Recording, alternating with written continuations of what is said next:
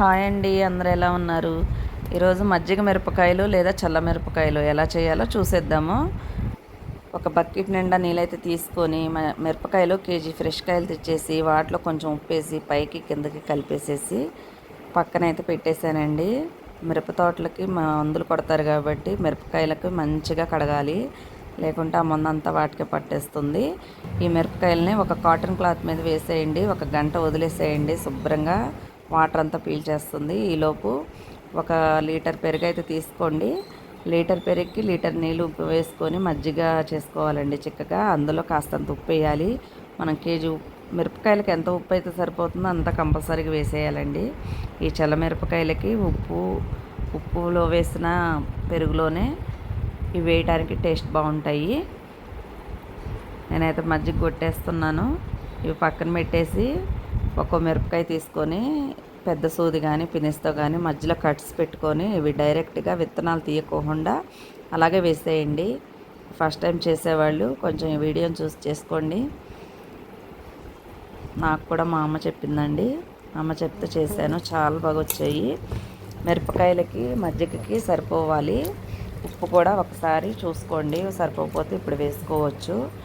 ఇవి ఈరోజు మధ్యాహ్నం చేశాను, నైట్ అంతా నానిపోయాయి. పొద్దున్నేక ఒకసారి మళ్ళీ పైకి కిందకి కలిపేసేసి ఒక వెడల్పాటిది బేషన్ కానీ ఏమైనా తీసేసుకొని అందులో 2 పేపర్లు వేసేసి ఈ మిరపకాయలని పిండేసి వేయండి.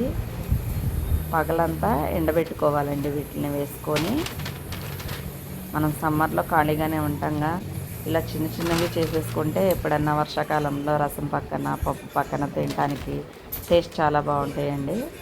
పగలంతా ఇవి ఎండబెట్టేసిన తర్వాత సాయంత్రానికి ఈ కలర్ వచ్చాయండి. కలరు షేడ్ అయిపోతాయి మన మజ్జిగలో వేయటం వల్ల.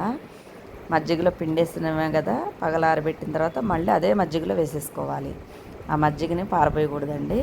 అలాగ వేసుకొని మళ్ళీ తెల్లవారి కూడా అవి తీసేసుకోవాలి.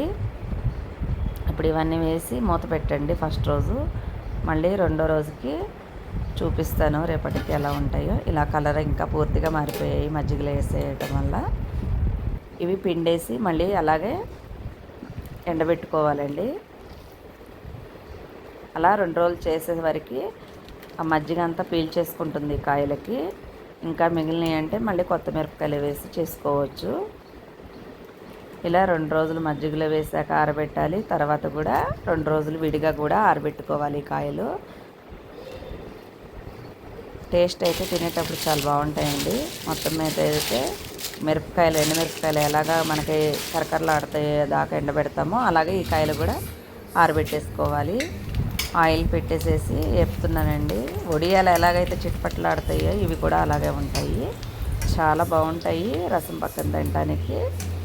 అప్పుడప్పుడు ఇలా మీరు కూడా చేసుకొని తినొచ్చండి, సమ్మర్లో చేసుకొని పెట్టుకొని ఉంటే. మీకు నచ్చాయని అనుకుంటున్నాను. మా కుకింగ్ వీడియోస్ కోసం మా ఛానల్ని అయితే సబ్స్క్రైబ్ అయితే చేసేసేయండి. మజ్జిగ మిరపకాయలు రెడీ అయ్యండి.